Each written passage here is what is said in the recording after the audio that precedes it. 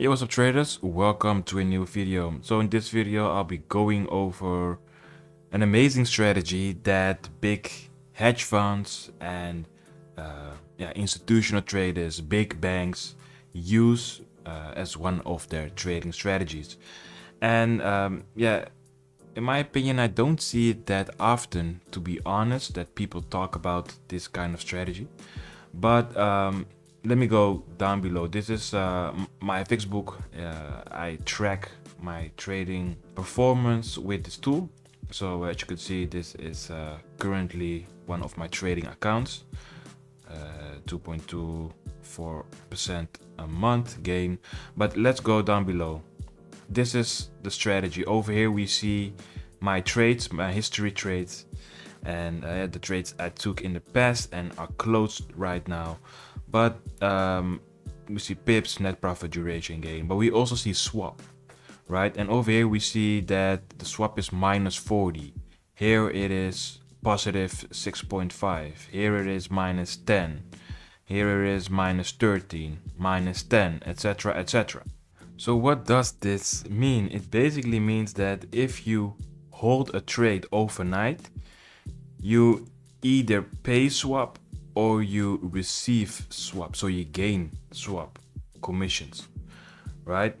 So let's say that I took a buy over here, Euro CAD, it's a buy trade, and I hold it for over 1 day. So when a day ends, the rollover period, then we get charged a swap commission of, I believe it's 3 days. So I believe it was about 20, something like that, right?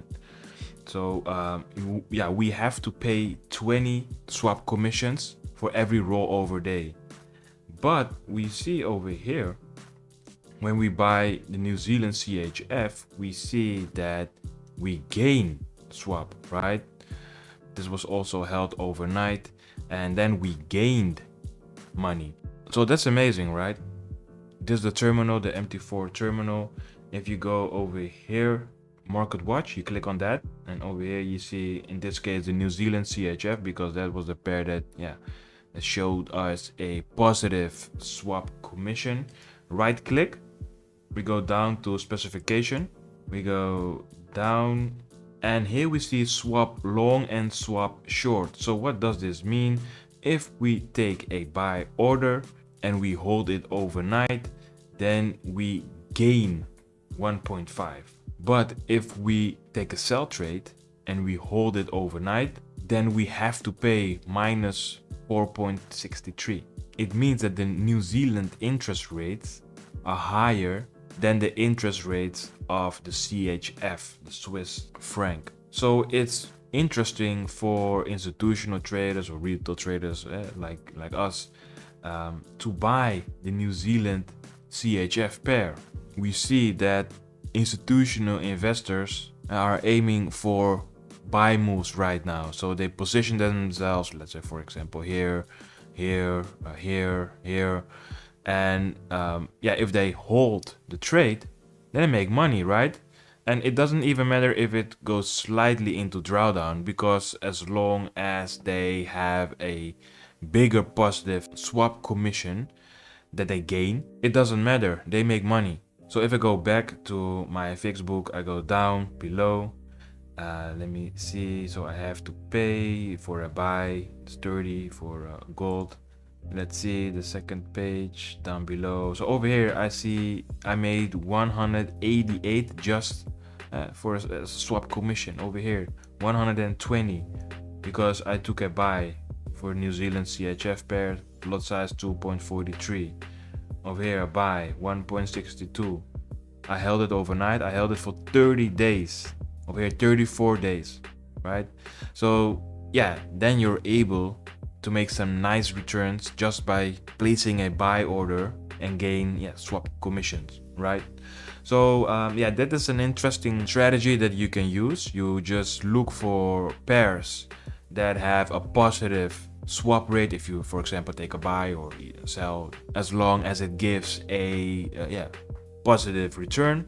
But there's a big but: these rates can change, right? And Some pairs, they give a positive return for months and months and months, and that is something that you can see if you trade the yen.